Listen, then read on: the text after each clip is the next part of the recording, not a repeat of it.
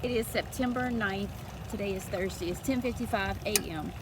So I am going to do a Bible study, a breakdown of Esther, as God has been just taking Esther and applying it to our day. And so this first video, I'm gonna do probably chapters 1 and 2 and really just read. I have my Bible is a King James Version, the one I'm going to read from today. And I really want to get to the second video, which I'll probably do tomorrow, is chapter 3, because that's where God, the meat, starts coming. And he showed me 3 things in chapter 3. But right now, let's just set it up with the wind. Oh my God, I gotta get the paper. Let's just set it up with Esther. And so some of it I'm gonna read, some of the commentary and some of my notes, and then the Bible. So we're just gonna dive into his word. So, and I will totally get some of these words, names incorrectly, especially the king, the very first one. So Ahasuerus was a title given to certain kings in Persia. During the time of the book of Esther, the Persian kingdom extended from northern Africa all the way into India. Due to its large size, the kingdom was divided into 127 provinces, ruled by lieutenants, deputies or governors, and rulers. See Esther 8:9. The name Shushan occurs 21 times in scripture and would be the area known today as modern-day Iran. And so what God is doing, I know if you've watched a few videos back, God has me sitting on Esther 4:1-4. And when I dissected a little bit of it 2 videos ago, but in this video I'm gonna start with 1, because we really got to start from chapter 1 and go get to chapter 4 and then chapter 5. So I'm gonna read out of the King James Version, verse 1, chapter 1. Now it came to pass in the days of Ahasuerus, this is Ahasuerus, which reigned from India unto Ethiopia, over 127 provinces, that in those days when the king Ahasuerus sat on the throne of his kingdom, which was in Shushan the palace, in the 3rd year of his reign, he made a feast unto all his princes and his servants, the power of Persia and Media. That's funny. It's named Media. I'm sure it's Medea or something, but Media. That's funny. The nobles and princes of the provinces being before him, when he showed the riches of his glorious kingdom and the honor of his excellent majesty many days, even 180 days.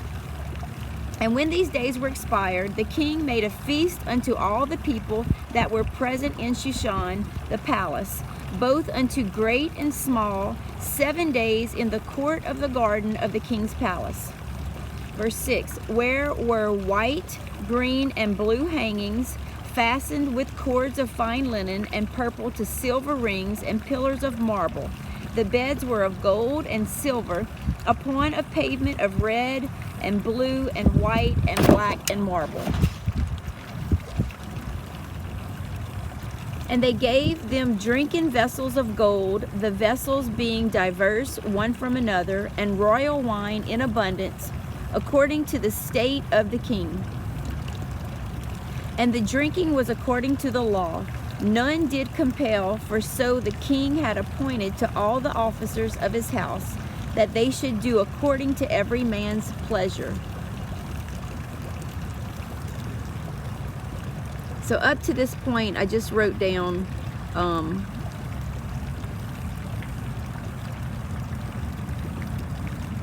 the story takes place following the end of the great exile, where the remnant of Judah was returning to Jerusalem. A genocide is proposed of the Jews in Persia, and the king doesn't realize he's being entrapped by signing it. And so we're getting there. So there were 127 provinces that this king was over. The feast climaxed with a final celebration, and basically there was way too much wine. And then in verse 9, also here comes Vashti, makes her entrance into the story. So also Vashti the queen made a feast for the women in the royal house which belonged to the king Ahasuerus. So while the king is having his feast with all the men, people coming in from the different 127 provinces, Queen Vashti is having a separate feast for the women in the royal house. On the 7th day, when the heart of the king was merry with wine, he commanded Mehuman, Biztha, Harbana, Bigtha, Abitha, Zethar, and Carcass, the 7 chamberlains that served in the presence of Ahasuerus the king. So he commanded them to bring Vashti the queen before the king with the royal crown, to show the people and the princes her beauty, for she was fair to look on. But the queen Vashti refused to come at the king's commandment by his chamberlains. Therefore was the king very wroth, and his anger burned in him. Then the king said to the wise men, which knew the times, for so was the king's manner toward all that knew law and judgment. And the next unto him was Carshena, Shethar, Admatha, Tarshish, Meres, Marsena, Memucan, and the 7 princes of Persia and Media. I'm going to say Media. Because it fits well in today, which saw the king's face, and which sat the first in the kingdom. What shall we do unto Queen Vashti according to the law, because she hath not performed the commandment of the king Ahasuerus by the chamberlains? And Memucan answered before the king and the princes. Vashti the queen hath not done wrong to the king only, but also to all of us, all the princes, the men, to all the people that are in all the provinces of the king Ahasuerus. For this deed of the queen shall come abroad unto all women, so that they shall despise their husbands in their eyes when it shall be reported. So basically he's saying, if you let Queen Vashti get away with this, our women are not going to respect us. And all the women, not only our women, but all the women in all the provinces. And then he continues to say, the king Ahasuerus commanded Vashti the queen to be brought in before him, but she came not. Likewise shall the ladies of Persia and Media say this day unto all the king's princes, which have heard of the deed of the queen, thus shall there arise too much contempt and wrath.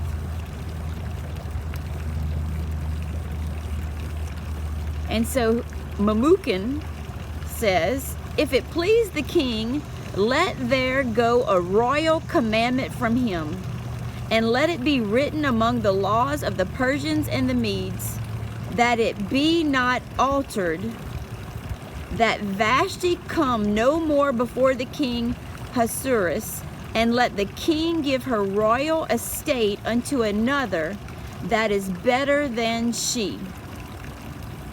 And when the king's decree which he shall make shall be published throughout all his empire, for it is great, all the wives shall give to their husbands honor, both to great and small.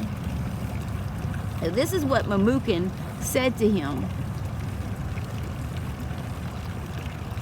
And then verse 21 of chapter 1 says, and the saying pleased the king and the princes, and the king did according to the word of Memucan.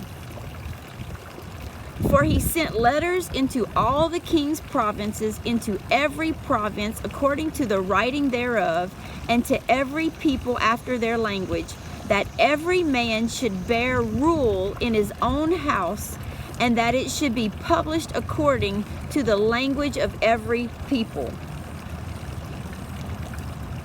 Okay, so that was chapter 1. So we have a man who came to the king and said, hey, your wife, our queen, did not honor you or obey you. Well, it's going to look bad. It's going to go back to our wives and all the women, and they're going to dishonor us just like she did. So you've got to take care of this. You got to take care of this, king.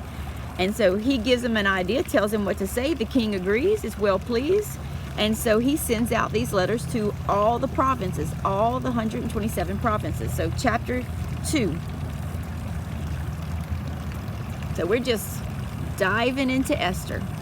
So chapter 2. After these things, when the wrath of King Ahasuerus was appeased, he remembered Vashti and what she had done and what was decreed against her.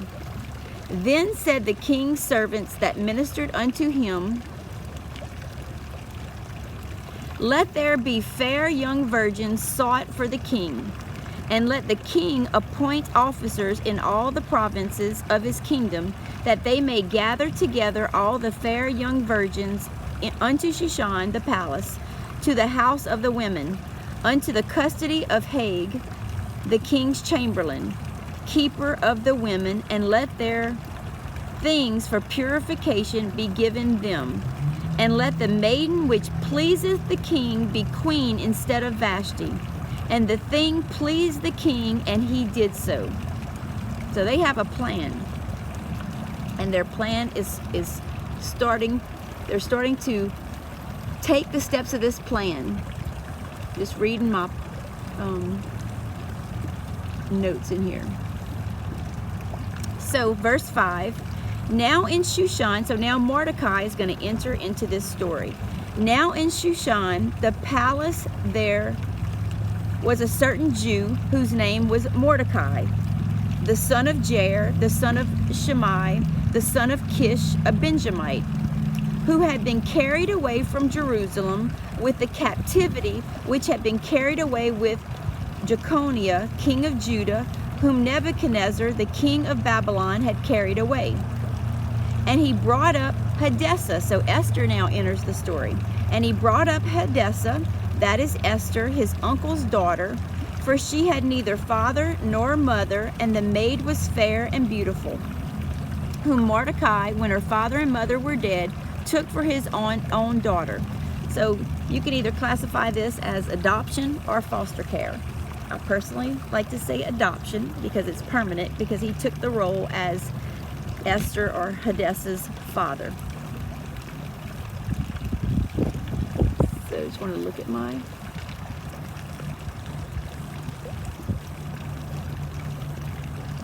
So Mordecai is a Jew.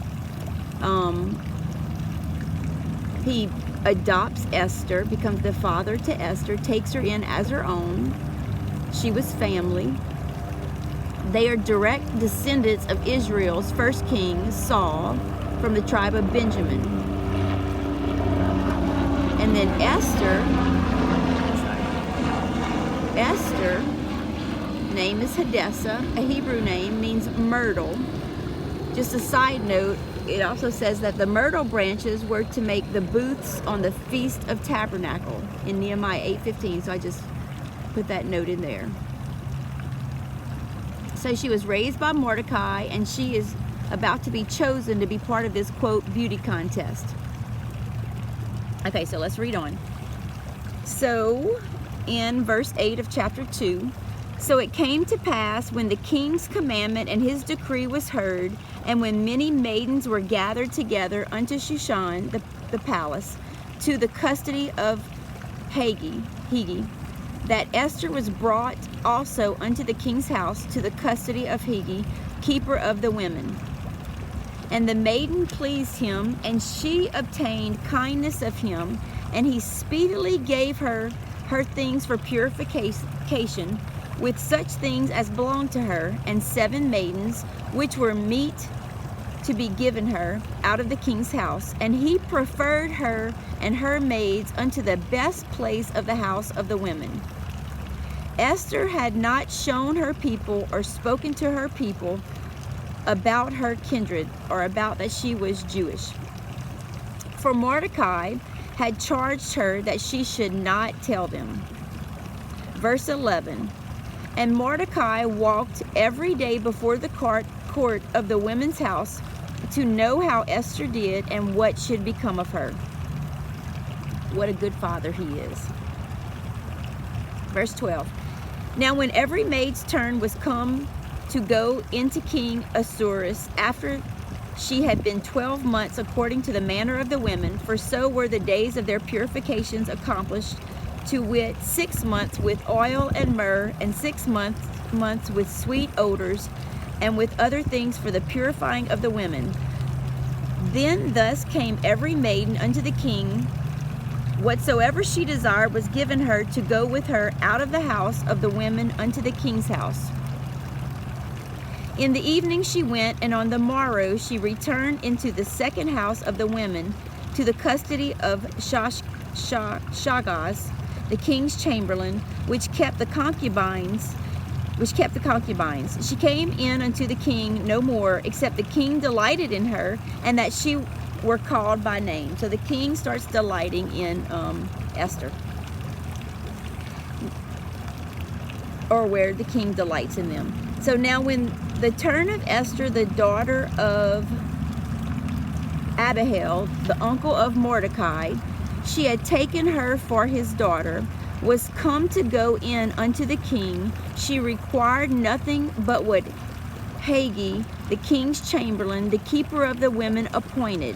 And this is a key statement right here, and this is a word from God for his people, for me, for you. And Esther obtained favor in the sight of all of them that looked upon her. So Esther was taken unto King Ahasuerus into his house royal in the 10th month, which is the month Tebeth, in the 7th year of his reign. And the king loved Esther above all the women, and she obtained grace and favor in his sight more than all the virgins, so that he set the royal crown upon her head, and made her queen instead of Vashti. I'm telling y'all, there is a word directly from the Lord for his people right now, today, September 9th, 2021. God is telling us that we have obtained favor in the sight of the people, in the sight of really authority. And it's for us, as I'm reading it in God, is to declare it out of our mouth and to receive it. So let me finish chapter 2 in this video, because I'm trying to get to chapter 3 where some meat is. But that's meat. So we have retained favor from the Lord. Then the king made a great feast unto all his princes and his servants, even Esther's feast. And he made a release to the provinces and gave gifts according to the state of the king. And when the virgins were gathered together the second time, then Mordecai sat in the king's gate. Esther had not yet showed her kindred, so she had not yet told him that she was a Jew, nor her people, as Mordecai had charged her. For Esther did the commandment of Mordecai, so she listened to her father, like as when she was brought up with him. In those days, while Mordecai sat in the king's gate, in those days, while Mordecai sat in the king's gate, 2 of the king's chamberlains, Bigthan and Teresh, of those which kept the door, and sought to lay hand on the king Ahasuerus. So basically, 2 of the chamberlains wanted to destroy or kill the king. And the thing was known to Mordecai, who told it unto Esther. So Mordecai overhears the plot to destroy King Ahasuerus. So Mordecai tells Esther, the queen, and Esther certified the king thereof in Mordecai's name. And when inquisition was made of the matter, it was found out, therefore they were both hanged on a tree. And it was written in the book of the Chronicles before the king. And so right here, we just want to make note that Mordecai, God placed Mordecai in a position to hear the plan, or a plan, of the destruction of the king. Esther made that information go to the king in the name of Mordecai, saying it came from Mordecai. So right there, God plants a seed for one of his people in authority, plants a seed so that Mordecai will receive favor from authority. So in this case, from the king. So a seed has been planted that is going to come back, and it really gives Mordecai favor of the Lord. So I'm going to stop right here in chapter 2, and because we're just going to dive into the book of Esther. If you know anybody who wants to learn more about what God is saying right now in this time, it's not just me. There's other people you can listen. Certain people you can pray about who to listen to, and I can point you out to certain people. But there's a word from the Lord right now in the book of Esther. So please share with anybody who wants to dive into the book of Esther and see what the Lord is speaking.